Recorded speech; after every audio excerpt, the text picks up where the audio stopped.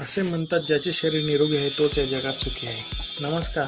खोकला या आजारावर काही घरगुती उपाय आपल्याकडे आहेत. मित्रांनो, खोकल्यावर 25 प्रकारचे घरगुती उपाय आहेत. सुरुवातीला खोकल्याचे 4 प्रकार पडतात. एक साधा खोकला, कोरडा खोकला, कफयुक्त खोकला व डांग्या खोकला. साधा खोकल्यावर उपाय पाहूया. नंबर 1, ओवा खाल्ल्याने किंवा ओवाची पावडर पाण्यासोबत घेतल्याने खोकला बरा होतो. उपाय नंबर 2, लसूण, खडीसाखर, सैंधव मीठ हे सारख्या प्रमाणात घेऊन यामध्ये तूप कालवून त्याचे चाटण करावे. याच्याने खोकला कमी होतो. नंबर 3, रोज अर्धा ते 1 ग्रॅम हिंग भाजून गरम पाण्यात मिक्स करून घेतल्याने खोकला कमी होतो. नंबर 4, हिंग रुईच्या फुलाबरोबर चांगला वाटून त्याच्या गोळ्या बनवून गरम पाण्याबरोबर घेतल्याने सुद्धा खोकला कमी होतो. नंबर 5, बाजरीच्या पिठात हळद घालून ते रात्री झोपताना पाण्याशिवाय बिना पाण्याचे खाल्ल्याने खोकला बरा होतो. नंबर 6, बडीशोप व खडीसाखर हे दोघं सोबत तोंडात घेऊन त्याचा रस चोखावा. याच्याने सुद्धा उष्णतेने झालेला खोकला बरा होतो. नंबर 7, 1 चमचा मध,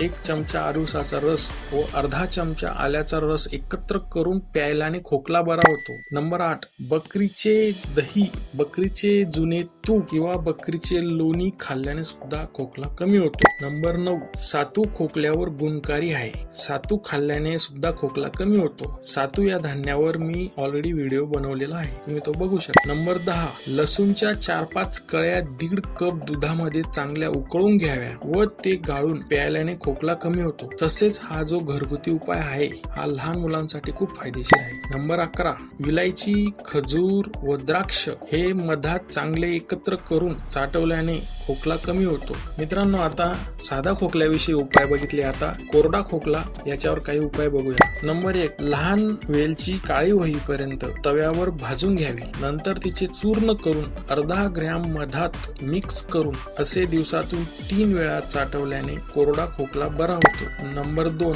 गरम पाण्यात मीठ घालून त्याच्या गुळण्या केल्याने कोरडा खोकला बरा होतो. एकदम साधा उपाय. नंबर 3, कोरडा खोकला जास्त येत असेल तर मिठाचा खडा तोंडात किंवा जिभेवर धरल्याने खोकल्याचा जोर कमी होतो. हे झाले कोरडा खोकल्याविषयी. आता नंबर 3, कफयुक्त खोकला म्हणजेच कफाचा खोकला याच्यावर काही घरगुती उपाय बघूया. नंबर 1, विलायचीच्या दाण्यांचे बारीक चूर्ण अर्धा ग्रॅम आणि सुंठची पावडर अर्धा ग्रॅम घेऊन हे एकत्र मधात कालवून चाटवल्याने कफाचा खोकला कमी होतो. नंबर 2, विलायचीच्या तेलाचे 4-5 थेंब साखरेबरोबर घेतल्याने कफाचा खोकला कमी होतो. नंबर 3, गरम केलेल्या दुधात हळद व तूप घालून प्यायल्याने कफ व खोकल्यामध्ये फायदा होतो. नंबर 4, 1 ग्रॅम मोहरी, अर्धा ग्रॅम सैंधव मीठ, 4 ग्रॅम साखर एकत्र करून सकाळ संध्याकाळ घेतल्याने छातीत साठलेला कफ पातळ होऊन बाहेर पडतो व खोकला कमी होतो. नंबर 5, मध चाटल्याने कफ कमी होतात व खोकल्यावर त्याचा फायदा होतो. हे झाले 3 प्रकार. आता 4था प्रकार,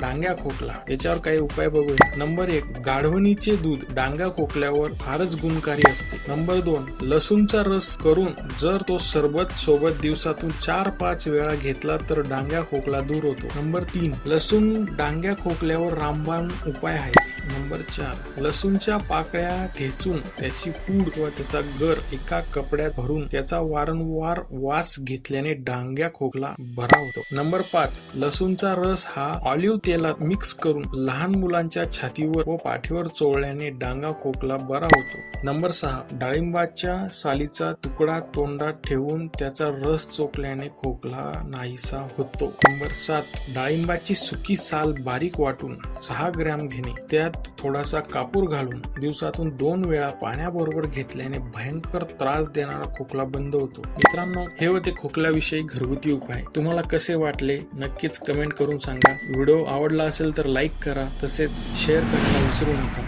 धन्यवाद मित्रांनो. थँक्यू.